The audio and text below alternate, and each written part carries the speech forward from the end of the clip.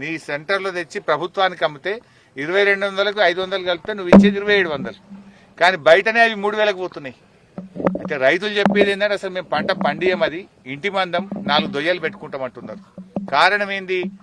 దానికి పెట్టుబడి ఎక్కువ, రోగాలు ఎక్కువ, దిగుబడి తక్కువ. ఇలా దొడ్డు వడ్లు 4 నెలలు పండితే సన్న వడ్లు పండాలంటే 5 నెలలు అవసరం. దొడ్డు వడ్లు 30 క్వింటాలు పండితే సన్నాలు 15-20 క్వింటాలు కూడా పండని పరిస్థితి ఉంది. అంటే దిగుబడి చాలా తక్కువ, నువ్వు ఇచ్చే బోనసు పెట్టుబడికి కూడా సరిపోనటువంటి పరిస్థితి. అంటే ఒక రకంగా ప్రభుత్వం ఈరోజు 6 గ్యారెంటీల్లో భాగంగా 100 రోజుల్లో మేము వడ్లకు బోనస్ ఇస్తామని చెప్పి 7,500 రూపాయలు ప్రతి పంటకు రైతు బంధిస్తామని చెప్పి ఇవాళ మీరు రైతుల్ని మోసం చేసినారు. ఆ రోజేమో బాండ్ పేపర్ మీద రాసిచ్చింది, ఇదే భూపాలపల్లిలో బాండ్ పేపర్ మీద రాసిచ్చి 100 రోజుల్లో మీకు మేము బోనస్ ఇస్తాం, 100 రోజుల్లో మీకు రైతు భరోసా ఇస్తాం, 100 రోజుల్లో మీకు రుణమాఫీ చేస్తాం, వ్యవసాయ కూలీలకు 12,000 ఇస్తాం, కౌలు రైతులకు 15,000 ఇస్తామని చెప్పి నమ్మించి ఇవాళ మోసం చేస్తా ఉన్నారు. ఇవాళ ఇదే మాట సన్నాలే ఉంటామని మొన్న పార్లమెంట్ ఎలక్షన్ల ముందు చెప్తే అయిపో కదా మీ పని. పొల్లు ఏరినట్టు వడ్లలో మిమ్మల్ని ఏర్పారెద్దురు రైతులను, మీ కాంగ్రెస్ పార్టీని ఏరెద్దురు రైతులు. గా పని ఎందుకు చెప్పాలి? డబ్బలు సీల్ అయిన తర్వాత ఓట్లు డబ్బలు పడి గడ్డకు పడ్డాక సావు కబురు సల్లగా చెప్పినట్టు సన్నాలు మాత్రమే బోనస్ ఇస్తాం, దొడ్డు వడ్లకు ఇయ్యమని చెప్పి ఇవాళ మోసం చేస్తున్నది కాంగ్రెస్ పార్టీ. ఇవాళ మంత్రులు కూడా అహంకారంగా మాట్లాడుతున్నారు. అయ్యా రైతు బంధు పడలేదు అంటే ఒక మంత్రి చెప్పుతో కొడతా అంటాడు. అయ్యా వడ్లకు బోనస్ అన్నారు, ఇవాళేమో కొత్తగా సన్నాలకే అని సన్నాయి నొక్కులు నొక్కుతుందని రైతులు అంటే మొరుగుతున్నారు అని మాట్లాడుతున్నారు. ఎవరు మరుగుతారు? కుక్కలు మరుగుతాయి. అంటే నువ్వు రైతుల్ని కుక్కలతో పోలుస్తున్నావా? రైతుల్ని అవమానపరుస్తున్నావా? రా వచ్చి చూడు. ఇలా కమలాపూర్ రైతులు ఏమంటున్నారో విను, పొద్దుగాల పూడూరు రైతులు ఏమంటున్నారో విను. అన్ని వడ్లకు బోనస్ ఇస్తామని చెప్పిండ్రు, బాండ్ పేపర్ మీద రాసిచ్చిండ్రు, మా మొబైల్ ఫోన్లకు మీరు వాట్సాప్లలో పంపిండ్రు. ఇక మా కాంగ్రెస్ రాగానే బోనస్ ఇస్తామని చెప్పిండ్రు, ఇప్పుడు ఎందుకు ఇయ్యరు అంటున్నారు. ఇవాళ పొద్దున నేను జగిత్యాల జిల్లాకు పోతే అక్కడ లెక్క తీస్తే ఏమెళ్ళింది, 3 లక్షల ఎకరాల్లో దొడ్డు రకం వడ్లు పండినాయి, 675 ఎకరాలే సన్న రకం పండింది. అంటే రూపాయికి 99 పైసలు దొడ్డు వడ్లే పండుతాయి, పైస మందమే సన్న రకాలు పండుతాయి. అంటే నువ్వు 99% మందికి ఎగబెడతా పైస మందోళ్ళకు ఇస్తా అని చెప్పి ఇవాళ మోసం చేస్తున్నావు. అంటే రూపాయికి 99 పైసల మందికి ఎగబెడతావు, 1 పైసలకి ఇచ్చి నేను వడ్లకు బోనస్ ఇచ్చినా మోసం చేస్తా అంటే రైతులు ఊరుకునే పరిస్థితి లేదు.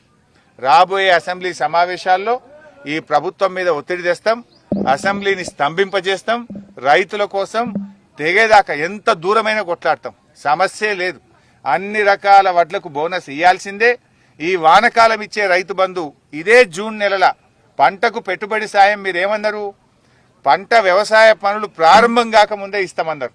ఇప్పుడు వర్షాలు పడ్డాయి, దుక్కి దున్నుడు స్టార్ట్ అవుతుంది రేపో మాపో.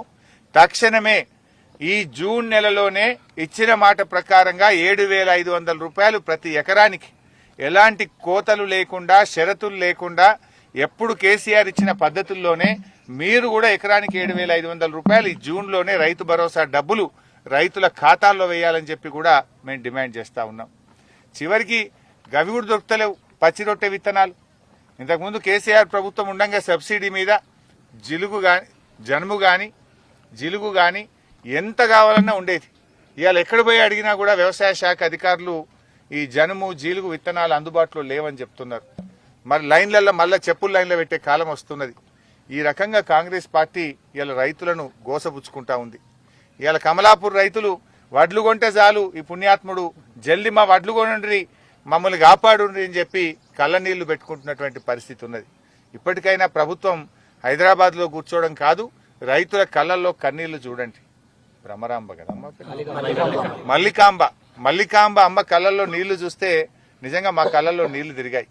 మల్లికాంబ ఎంత బాధపడుతుందంటే ఆమె హార్ట్ పేషెంట్. ఈ ఎండల నేను హార్ట్ పేషెంట్, నాకు వాల్వ్ పడ్డది, అయినా కూడా 15 రోజులు ఎండలో కూర్చొని నేను ఆరబోసిన, రాత్రి వానబడి మొత్తం దడిచిపోయింది, నా పరిస్థితి ఏందని చెప్పి ఇవాళ ఏడుస్తా ఉంది. సగం వడ్లు ఆల్రెడీ కొట్టుకుపోయినాయి, చెరువులో కొట్టుకుపోయినాయట, ఉన్న సగం వడ్లు తడిచిపోయినాయి. ఇప్పటికే 15 రోజులు ఎండకు ఎండినా వానకు దడిచినా నా పరిస్థితి ఏంటి అని చెప్పి మల్లికాంబ కళ్ళల్లో నీళ్లు పెట్టుకుంది. మరి ఇప్పటికైనా వెనకటికో సామెత ఉంది, ఎద్దేడ్చిన వ్యవసాయం ముందుకు పడదని, రైతు ఏడ్చిన రాజ్యం ముందుకు పడదనేటువంటి సామెత ఉన్నది. ఇవాళ రాష్ట్రంలో రైతుల కళ్ళల్లో కన్నీళ్లున్నాయి, రైతులంతా కూడా ఆందోళనలో ఉన్నారు.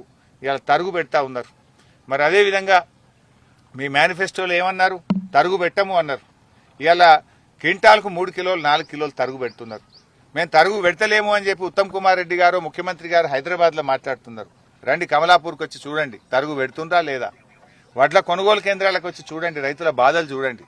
గతంలో ప్రతిపక్షంలో ఉన్నప్పుడు మీరు బాగానే తిరిగి సెంటర్లు, ఇప్పుడు ఎందుకు వస్తలేరు? ఇప్పుడు ఎందుకు ప్రభుత్వ కొనుగోలు కేంద్రాలకు రావడం లేదు?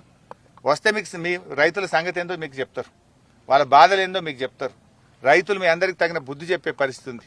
ఇప్పటికైనా మంత్రులు తక్షణమే క్షేత్రస్థాయిలో తిరగండి, అధికారులకు ఆదేశాలు ఇవ్వండి, వెంటనే యుద్ధ ప్రాతిపదికన తడిసిన వడ్లన్నీ కూడా కొనాలని చెప్పి మేము ప్రభుత్వాన్ని డిమాండ్ చేస్తున్నాం.